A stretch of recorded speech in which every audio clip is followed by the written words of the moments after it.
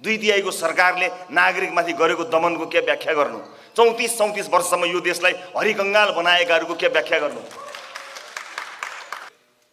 यो ऐतिहासिक जिम्मेवारी पूरा गर्न सकियो भने मुलुकले एकैपटक निकास पाउनेछ। म पुराना राजनीतिक दलहरू जो यदाकदा आएको परिवर्तनलाई स्वीकार गर्न अप्ठ्यारो मानिरहेको देखिरहेको छु, उहाँहरूलाई म विनम्रतापूर्वक भन्न चाहन्छु, स्वीकार्नुहोस्, आफ्नो असक्षमतालाई स्वीकार्नुहोस्। मुलुक जर्जर अवस्थामा पुगिसकेको छ। जति तपाईहरूले पछिल्लो समय कुशासनको चपेटामा पारेर मुलुकलाई आज यो अवस्थामा पुर्याउनु भयो, अब थप जोडबल नगर्नुहोस्। हामी एउटा आरोप होइन, कयौँ आरोपहरूमा लडिरहेका छौँ। कतिपयले लोकप्रियतावादी पपुलिस्टहरू मिले, यिनीहरूमा चाहिँ राजनैतिक परिपक्वता छैन भनेको पनि सुन्नु परेको छ। हामीलाई गाली गर्न पाउँदा आत्मैदेखि खुसी हुनेहरू तथा नाम गाली पनि गरिरहेका छन्। म उहाँहरूलाई खुसी हुनलाई अनुरोध गर्न चाहन्छु। हामीलाई, हाम्रो पार्टीलाई, मलाई, मेरा नेताहरूलाई गाली गर्दा तपाईँहरू तृप्त हुनुहुन्छ भने तपाईँ तृप्त भइरहनुहोस्। हामी त्यही गालीको चाङमा टेकेर यो देशको समृद्धिको सपना पुरा गरेरै छाड्छौँ।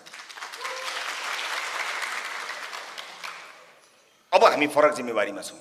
अब मुलुकको भविष्यको जिम्मेवारी लिनुपर्ने भएको हुनाले हामीले अब पुराना दलहरूलाई अथवा पुराना दलका कार्यकर्ता नेताहरूलाई कटाक्ष गर्न बन्द गरिदिनुपर्छ। हामीले त अब नयाँ नेपालको नक्सा कोर्ने हो, अबको समृद्धिको बाटो पहिल्याउने हो, अब एउटा हामीले कल्पना गरेको समाजको चित्र कोर्ने हो। हामी त्यतातिर व्यस्त हुनुपर्छ। हामीले अब कटाक्ष गर्ने अथवा हामी शक्तिशाली भयौँ भनेर अपदस्थ भएका मानिसहरूलाई मानमर्दन गर्ने कामबाट हामी अब बाहिर निस्किनुपर्छ। साथीहरू, म रासोपाका सम्पूर्ण शुभचिन्तकहरूलाई बताउन चाहन्छु र जति पनि पुराना राजनीतिक दलका नेताहरू हुनुहुन्छ जसले यदि मुलुकको चिन्ता गरेर यिनको हातमा देश जाँदाखेरि मुलुक केही सङ्कटमै पो पर्नेको हो कि भन्ने चिन्ता गर्नुभएको छ, म उहाँहरूलाई स्पष्ट पार्न चाहन्छु, चिन्ता नगर्नुहोस्।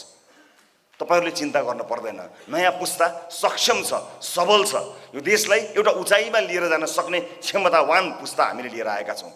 संसदलाई तपाईँहरूले उस्तै परे एउटा बजेट भाषण बाहेक अरू हेर्न नसक्ने थलोको रूपमा बनाउनु भएको थियो। तर संसदका हरेक सेसनलाई नेपाली नागरिकले, युवा पुस्ताले आँखा झिमिक्क नपारिकन हेर्ने बनाउने रासोपा हो। चिन्ता नगर्नुहोस्, हामी सम्हाल्छौँ। हामी सम्हाल्छौँ। बिग्रिएको अर्थतन्त्रलाई हामी उकास्छौँ। बिग्रिएको वैदेशिक सम्बन्धलाई हामी उकास्छौँ।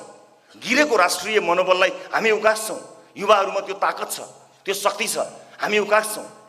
हामी सक्षम छौँ। राजनीतिक रूपमा परिपक्व हुन्छौँ, हुँदैछौँ, गर्दैछौँ।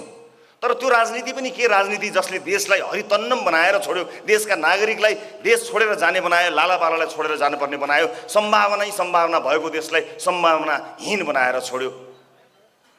हामी त्यहाँबाट उठाएर एउटा गन्तव्यमा मुलुकलाई